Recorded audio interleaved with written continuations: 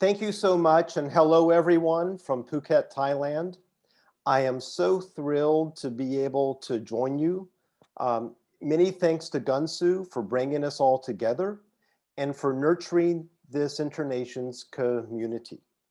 Today's session has special meaning because literally this is a topic that has global appeal, as seen from the participation in this forum tonight.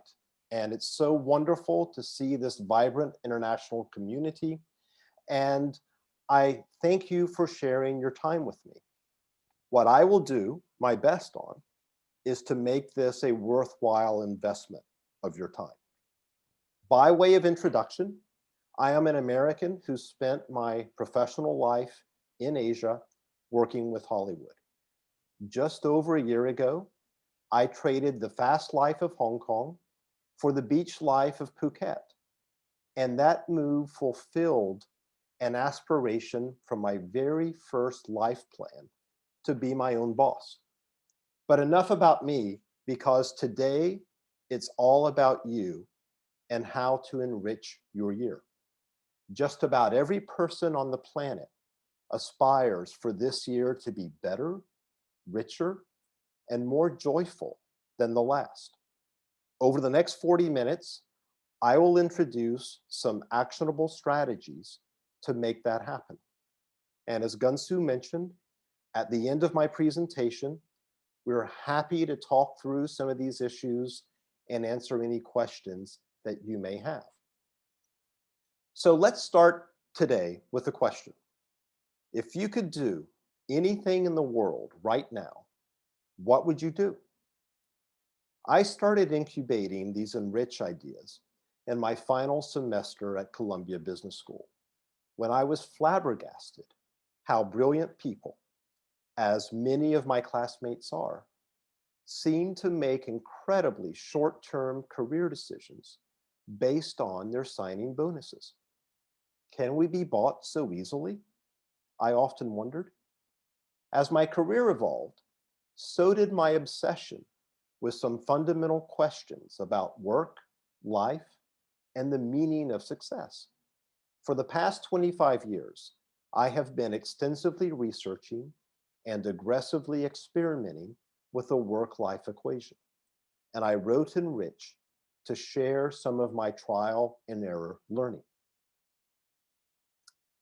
Many professionals wrestle with these same questions. We routinely face a tug of war between competing priorities that can suck the life out of life. Work or family, time or money, happiness or success. For many, the reality of modern professional life, chasing that elusive carrot, looks something like this. We're so busy climbing the ladder that sometimes we don't even recognize that it leans against the wrong wall. We're educated to be successful professionals, but how to lead meaningful lives? They don't teach that in school. In short, we have to wing it. I identified 3 core issues which professionals commonly face when they wing it through life.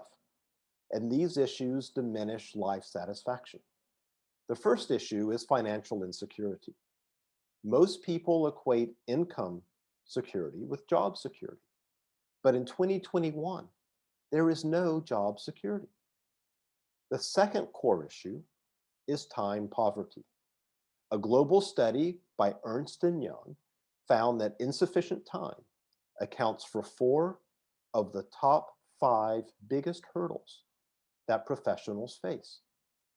And finally, a disconnect with personal priorities. How we spend our days does not add up to what matters most. We frequently confront a demoralizing gap between how we actually spend our time and how we wish that we could spend our time. But we're not here today to dwell on these problems. We're here to discuss some actionable solutions. Enrich addresses these core challenges. At this moment in a raging pandemic, people everywhere are rethinking everything: where they live, how they work, what they want out of life. In 2021, we have a clarifying opportunity to reset and to rejuvenate. The goal is to make life delicious, to create the life that you want and live it on your terms. Enrich provides a framework to empower you to take control and reclaim your life. And this process takes a business approach to personal optimization using time-honored business techniques. Most self-enrichment books ignore financial considerations. They often treat money as a dirty word when considering life's big questions. But we cannot ignore the fact that money matters, especially for professionals. Today, I'll focus on 6 themes that can contribute to enriching your year. Please be willing to stretch your mind, as some of these strategies challenge conventional wisdom and quite possibly your own. The starting point is intentionality, which is being deliberate and purposeful with your time. Let's rewind back to New Year's Eve 7 years ago. Try to recall the euphoria and the hopefulness for this year. And now I wonder, how many of you made New Year's resolutions? And now, please be honest, are you sticking to the resolutions? The thing about New Year's goals is they are usually inherently personal. Rarely do we commit to work goals on New Year's Eve. Instead, we commit or recommit to whatever we think will improve our lives in the coming year. Yet 80% of New Year's resolutions fail, and most are forgotten by Valentine's Day. It is not enough to just set goals. Intentionality is required to get the desired results. If most New Year's goals fizzle by Valentine's Day, then how do the high achievers do it? As part of my research, I spent quality time with multiple world record holders who each had set multiple world records. And that represents some serious intentionality. And I wanted to understand their techniques for goal setting and achievement. I will distill their strategies into 3 points. The first is they rigorously practice intentionality. Second, they cultivate conviction by pursuing authentic goals. The secret to any compelling goal is authenticity, how it resonates with your values and priorities. Authenticity adds motive and conviction, and it transforms a good goal into a powerful goal. And finally, a big goal can be daunting, even paralyzing. World-class achievers understand that the best way to conquer any large goal is to think big and act small. That's right.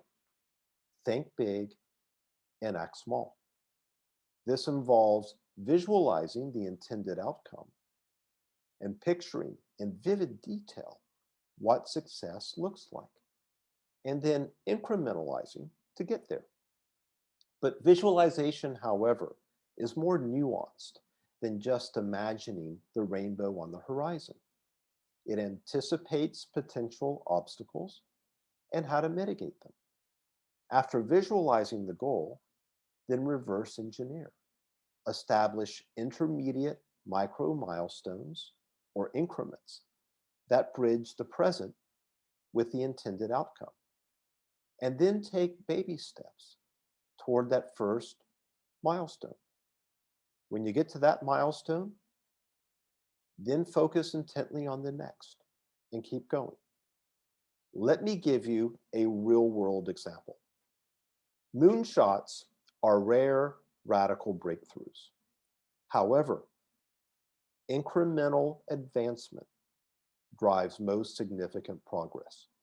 In fact, the very definition of a moonshot, putting a man on the moon, is a case study in visualization and incrementalism, of thinking big and acting small.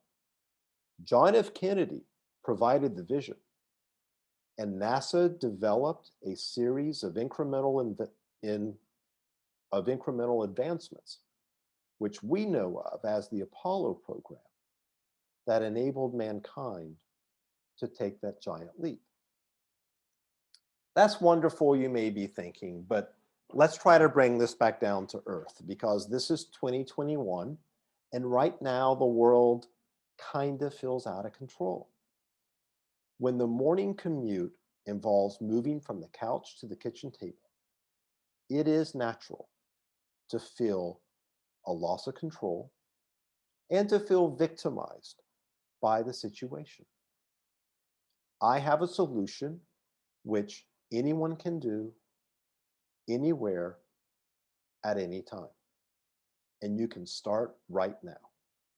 And that solution is to set intentions, to create a purpose that compels you each day. Begin the day intentionally. Ask yourself, what will make this day a great day? And consider this question professionally, personally, and financially. What do you want to get out of this day? And then with intention, get on with it. A delicious life does not happen accidentally. It requires compelling goals and relentless intentionality to get where you want to go. Fortunately, we have a number of tools to identify, organize, and segment your true priorities. Here's an illustration depicting the hierarchy of priorities. When thinking about priorities, I like to classify them into 4 categories to direct my focus. The highest priorities are non-negotiable and stand the test of time. Other priorities have a time element, those important now versus those important later. And finally, the nice to haves. When tackling a daily to-do list or a life plan, understanding this hierarchy will help you navigate decisions big and small. Life, after all, is the aggregation of thousands of discrete choices. We often say that life is a journey, yet in the journey of our lives, we usually travel without a map and without a rudder. Successful companies create business plans to ensure that you get to where you want to go. The life plan serves as your personal map. It blends your highest priorities and aspirations across various time horizons, and it should inject a strong sense of wow and excite you, pull you, in fact, toward continuous progress. The more you plan, the more you improve the probability of success, of getting where you want to go. And as you consider all the things that you might accomplish, life planning is an immersion into the pleasure of possibility. Now let's switch gears and talk about money matters. And we'll see how biology and the ancient Aztecs fit into the picture. I believe that everyone wants to be financially secure, but many professionals lack a sense of urgency. Often, we implicitly operate on a 40-year time frame. We embark on our careers in our 20s, and we hope to exit, if we're lucky, sometime in our 60s. The thinking goes that when we eventually retire, whenever that happens, that we'll be able to do what we wish we could have done all along. But how crazy is that? A pandemic is a good reminder of the value of having financial security. Globally, the International Labor Organization estimates that more than 250 million full-time jobs were lost last year, and many of these job losses are permanent. Even if you view the pandemic as a once-in-a-century event, the past 25 years are littered with one-off events. The 2009 Great Recession, 9/11, the dot-com crash, and the Asian financial crisis. And those are just the exogenous shocks. Then there's also the long-term downward pressures of corporate consolidation, technological disruption, globalization, and outsourcing that relentlessly chew up industries and those precious white-collar jobs. There are both offensive and defensive reasons to accelerate financial security. Offensively, it gives you optionality at work and in life. And defensively, it future-proofs your income security by reducing dependency upon a risky paycheck. We often think of financial security numerically, but actually, it's an emotional state. It's your relationship with money, and it involves both sides of the money equation, income and expenses. Financial security means the ability to walk away from your job today, income that is independent from your primary occupation, a comfortable cash cushion, no anxieties about debt, and debt freedom. In biology, your resting metabolic rate is the rate at which your body burns energy when entirely at rest. And this happens naturally, even while you sleep. Your income should accrue the same way. How to do that? Turn your assets into productive, income-generating sources of cash that you can reliably earn. This is money that you can count on coming in month after month. Instead of working for money, make your money work for you. And this may require a mindset shift toward prioritizing cash flow over capital gains. Here's why. Capital gains can make you wealthy, but since they are situational and unpredictable, they don't necessarily create financial security. Some investors may do well on a trade, but what we're trying to achieve is something more dependable. We're trying to build income streams that are passive, meaning they require none of your time. They are recurring and predictable so that you can rely on them. They're tax efficient because what counts isn't what you make, but what you keep. And they are diversified. We discussed how the best way to achieve long-term goals is to visualize and then incrementalize. And this especially applies to financial goals. To visualize your financial future, an Aztec pyramid serves as a good metaphor. Aztec pyramids have strong foundations and multiple tiers. They are built layer by layer to last. You build your financial security the same way, starting with a strong foundation. And regardless of your present financial situation, there is a surefire way to double the likelihood to hit your financial goals, and that is to make a plan. Money Magazine says people with written financial goals are twice as likely to honor their savings targets. And the Wall Street Journal says that people who look forward 10 years or more are dramatically better equipped financially than those with shorter horizons. Finally, here's some wisdom from perhaps the world's most respected investor to drive home the urgency to accelerate financial security. Now that we've addressed income security, let's explore that eternal question. When does more money lead to more happy. Numerous studies, including one by a Nobel laureate, indicate that after a certain point, increases in income and wealth do not translate to equal or any increases in life satisfaction. There's diminishing marginal benefit after some point. So at what point exactly is enough enough? Well, in 2018, researchers looked at income satiation internationally, and they used a representative sample of more than 1 million persons based on Gallup World Poll data.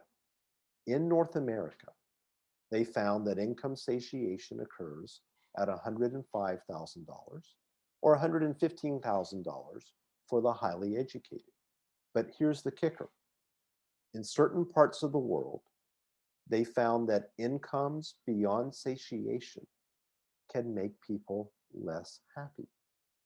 To be clear, I am making a qualitative and not a quantitative point. We do not need as much money as we think.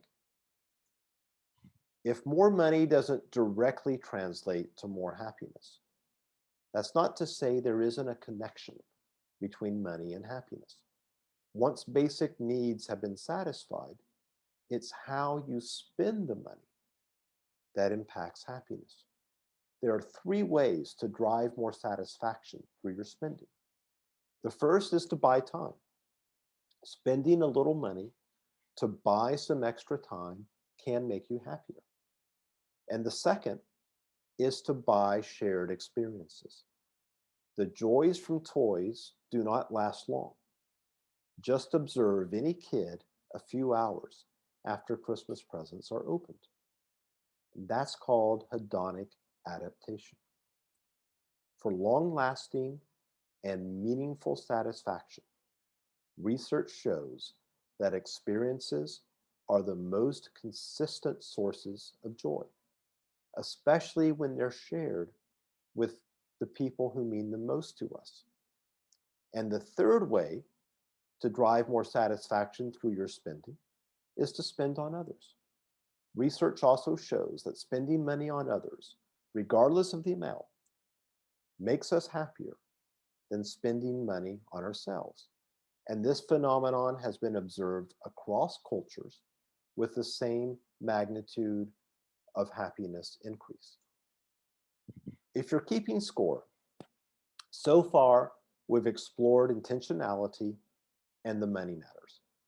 Now we'll focus on work hack strategies, and we'll see what super chickens and Japanese salarymen might teach us. To frame this discussion about work satisfaction, I'd like to tell you about a simple genetics experiment. A geneticist at Purdue University suspected that he could boost egg output by breeding the most prolific hens. After a few generations, he expected this to result in a flock of high-performance chickens. So in one cage, he placed the average hens, the control group. In another cage, he placed a test group of high achievers, the super chickens. Which group do you think was more productive? Several generations later, the control group produced more eggs than at the beginning of this experiment. And what about those super chickens?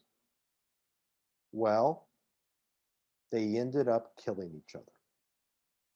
Only 1/3 survived, and those that lived were pecked bare.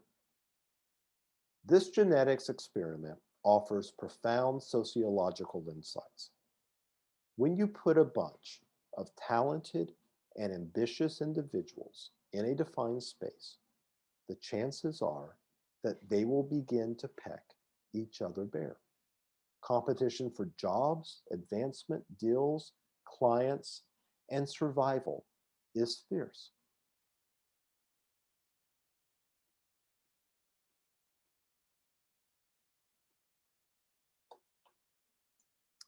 So you may not be able to tame your work environment, but you can control how you engage in it.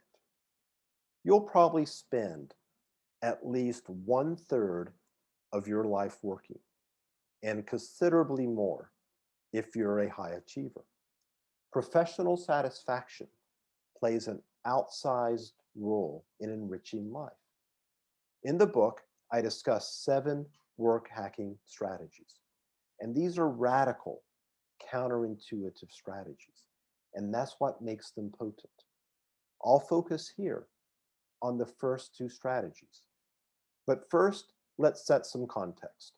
According to Gallup, more than 75% of employees experience burnout on the job.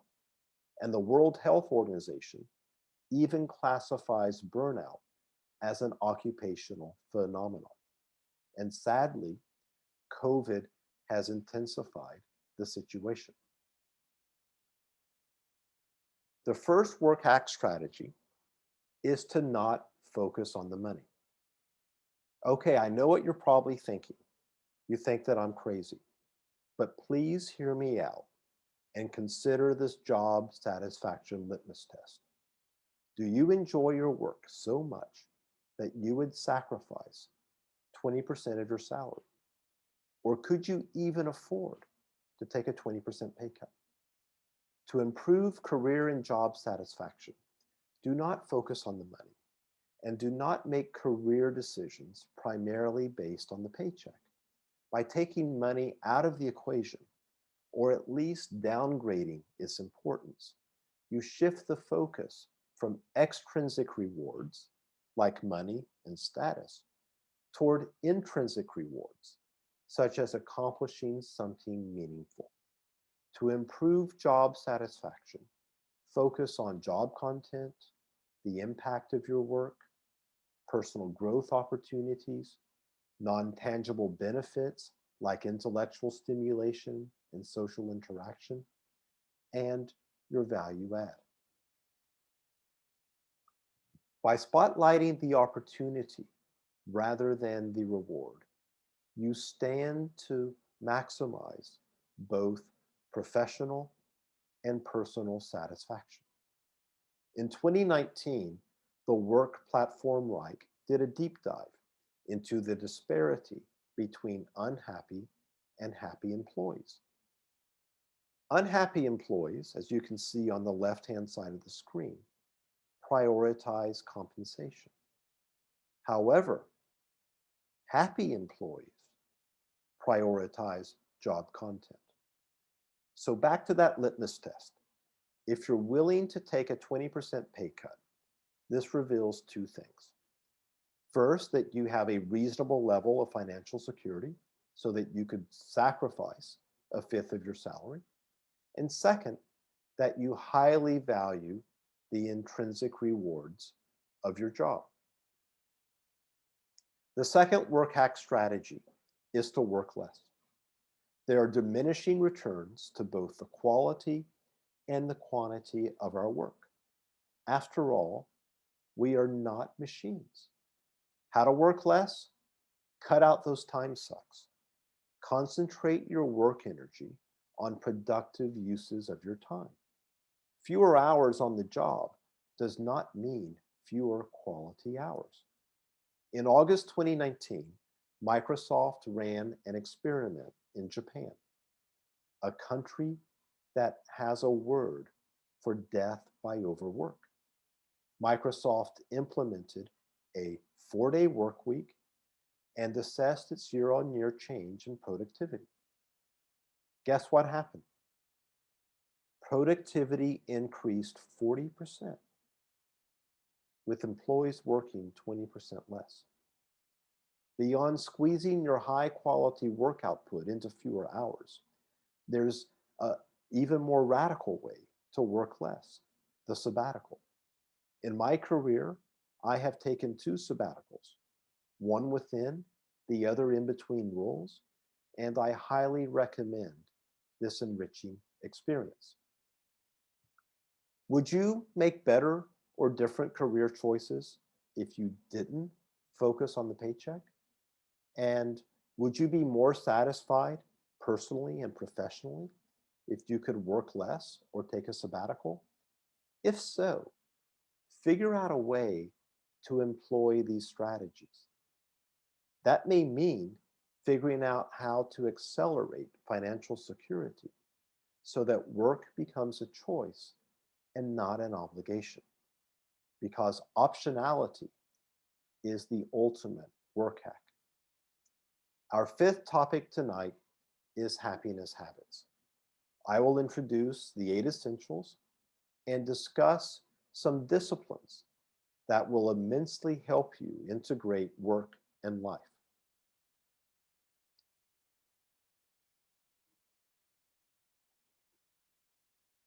The behavioral scientist Nicholas Epley at the University of Chicago says that happiness is not a permanent state.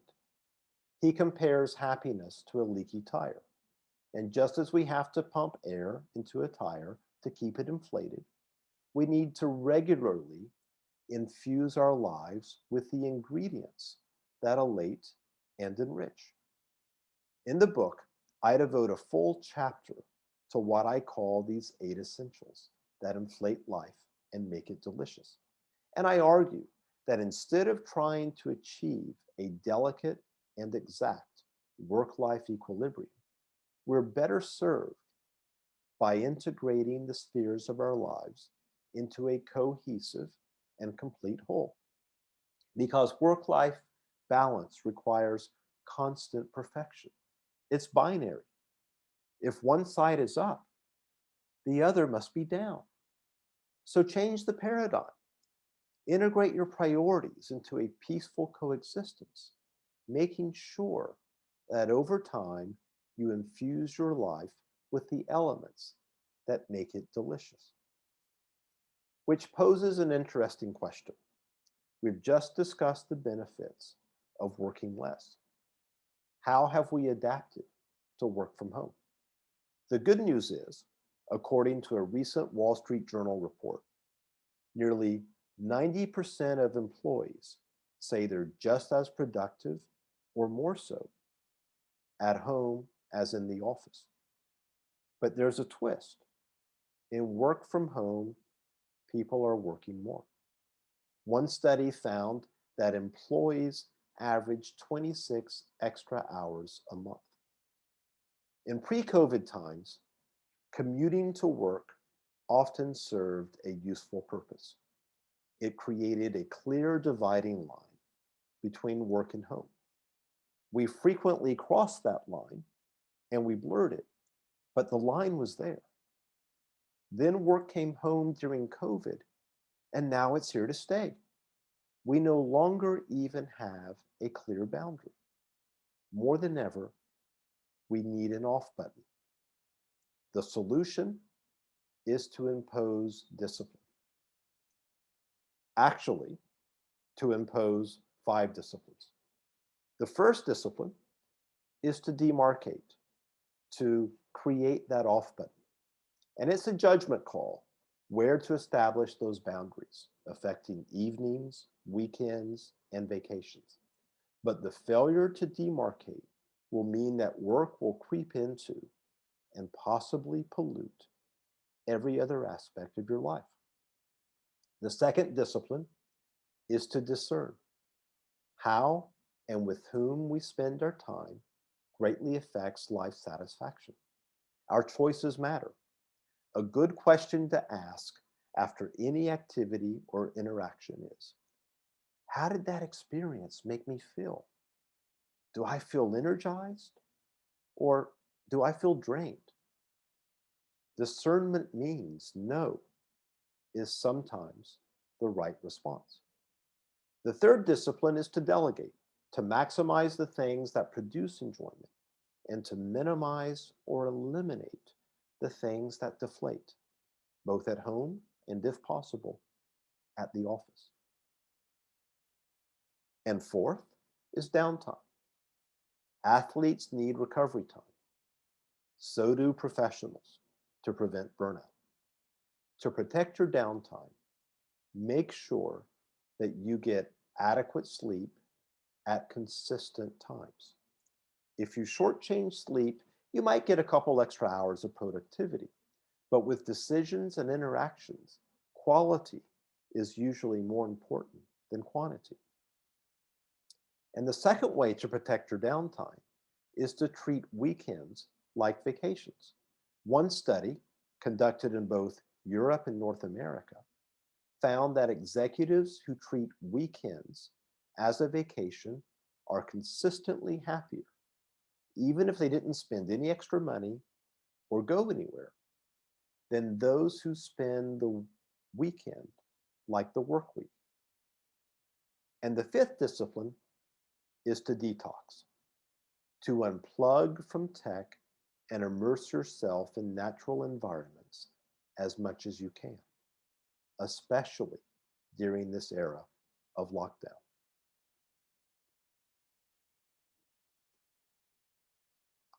The final topic tonight is time. Let me ask you, do you consider yourself committed or promiscuous with time? There are two currencies in life, money and time. Money gets all the attention, but time has the biggest impact on life satisfaction. Time is full of contradiction. It's a commodity, it's free and abundant, but it's also priceless and scarce. During the research for this book, I interviewed dozens of high achievement professionals from around the world and from a variety of backgrounds. And overwhelmingly, most high achievers define success as mastery over their time. How we think about time markedly influences our behaviors and correlates with happiness. People who value time over money tend to be happier. One study, conducted by UCLA's business school, asked more than 4,000 people which they would choose, time or money. Can you guess how those 4,000 people responded? How would you respond to that question? 2/3 said they prioritize money over time. But the 1/3 who chose time over money were on average statistically happier and more satisfied with life. And this research factored gender, occupation, marital and parental status, and other variables. Let's get granular. A typical day for an employed American looks like this.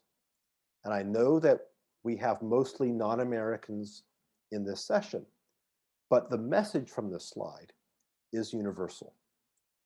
It all looks healthy and balanced, right? If Americans are spending more than 5 hours a day on leisure, why are they so unhappy? Could it be that we're making the wrong choices with our time?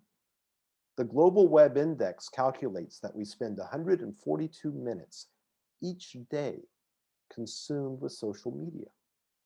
In trying to understand why people don't exercise more, a Rand Corporation paper came to the same conclusion.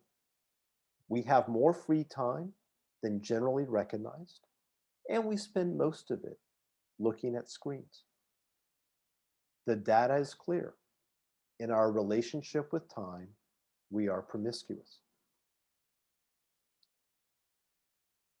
So think about the common expression, make time. Making time means just that, relentless, deliberate, directed effort.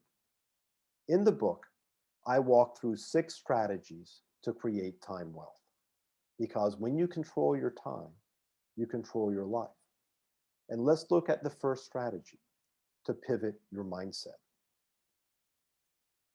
We usually think about time in scarcity terms. Rather than think about how little time that you have, though, consider the abundance of time you have going forward. Consider all the hours and days that you can fill with purposeful activity. If you sleep 7 hours each night, that leaves 17 hours each day and 119 hours each week and more than 6,000 hours each year to accomplish what's most important to you. And this abundance mindset inspires, empowers, and provides a damn good reason to get out of bed each morning if you use the time intentionally. Let's wrap up with a thought. Imagine you have a 25-hour day.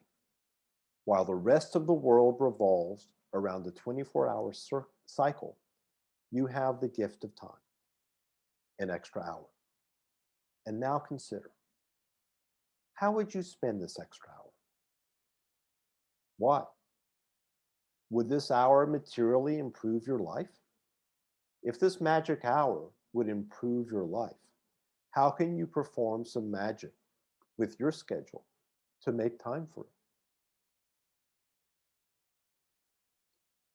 Oops.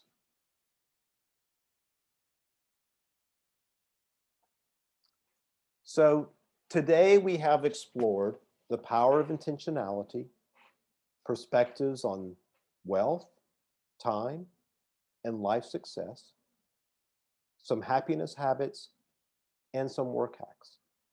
And I hope that I have introduced some strategies to enrich your year and to make 2021 delicious.